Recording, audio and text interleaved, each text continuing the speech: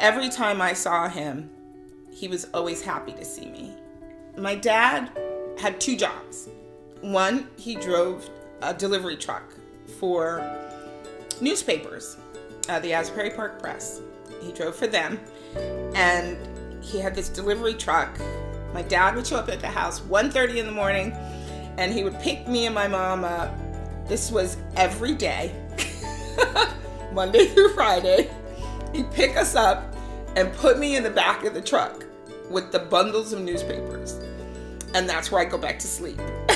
And he'd make his deliveries. She'd be in the front with him, and I'd be in the back of the truck with the bundles of newspapers. And it sounds crazy, but that was one of the best times of my life. It was fun. It was wacky, crazy. I'd roll around in the back with the newspapers. And then, his deliveries were usually done about 4:30 in the morning, 4:30 or 5, and he'd take us back home. And that was one of my first memories with my father. I was a victim of child abuse. My mom was very abusive to me, and I loved her to death, but she was sick. You can't control yourself when you're schizophrenic.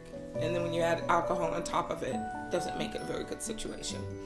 So I was a victim of that, and I fought so hard, so many times to live.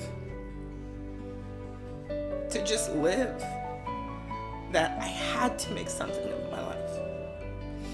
And yes, other kids in that situation turn to drugs, turn to alcohol, kill themselves. I fought so hard to live that those things weren't options for me. I landed in a home in New Jersey, and it wasn't the perfect house, it wasn't the perfect situation, but it was a loving family. And I just decided mentally that this is where I'm going to stay until I graduate from high school. I wanted to only be in one high school.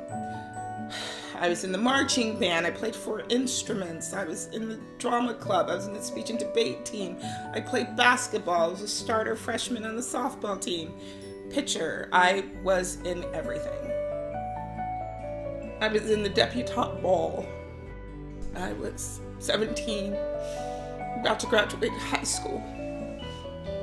And I asked my father if he would escort me in the ball. He told me he couldn't because his wife wouldn't let him. And it would, I guess, put on display our relationship. So my foster dad escorted me at the ball.